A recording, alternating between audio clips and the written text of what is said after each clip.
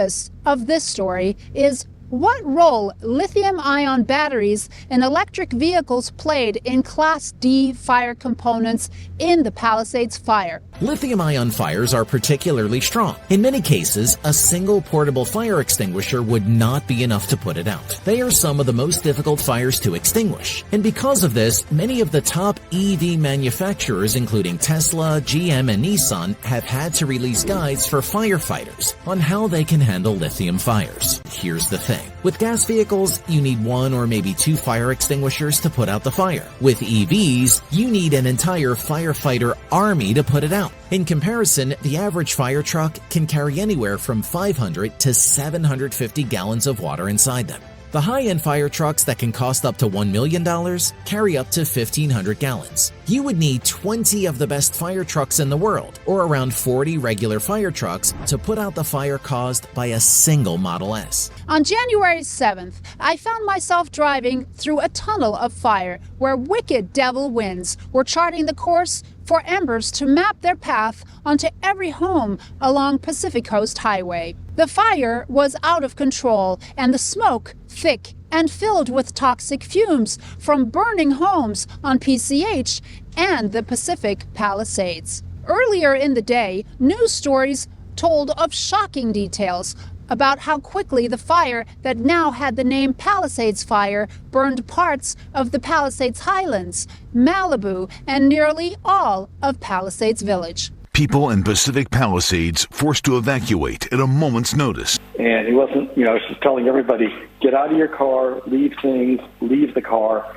You need to go now or the fire is going to burn you.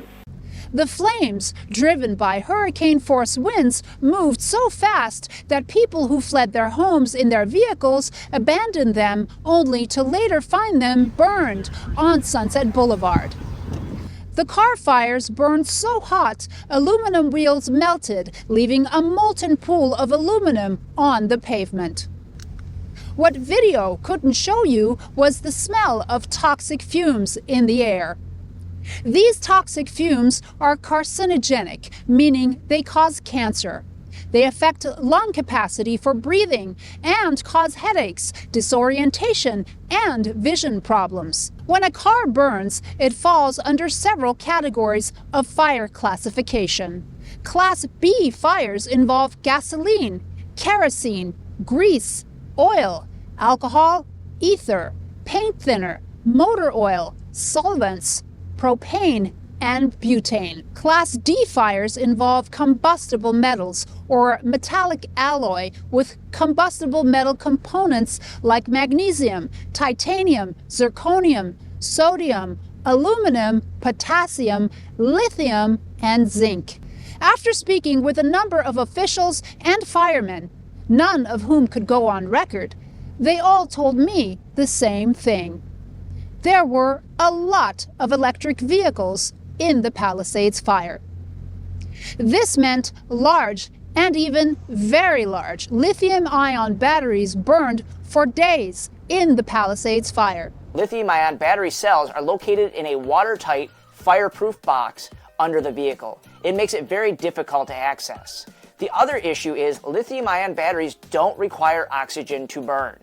It's an exothermic chemical reaction. It gives off a tremendous amount of heat, and all that heat, all that fire, all those flammable gases inside this watertight fireproof box. Vehicle construction makes it very difficult to try any cooling from the underside of the vehicle. Every vehicle is designed a little bit differently. You've got layers upon layers of material in there. You've got air gaps, different insulative materials. So depending on the vehicle construction, it makes it very difficult.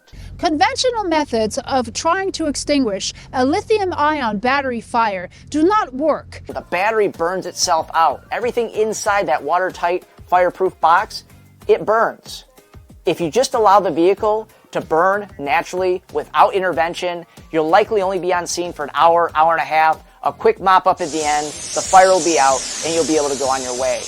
I contacted the Environmental Protection Agency to see if they could offer some insight on lithium-ion battery fires at the Palisades fire. I was contacted by an EPA official and hope to interview someone in the next few days about lithium-ion battery fires in the Palisades fire. To date, there is no fire prevention plan to immediately stop a thermal runaway event of a lithium-ion battery designed for electric cars, especially one that can stop a battery from catching fire in hurricane-force winds where fire hydrants run out of water. From the base camp at Will Rogers State Beach, I'm Alex Dadig with Front Page Index. Current events, law, crime, and politics for you.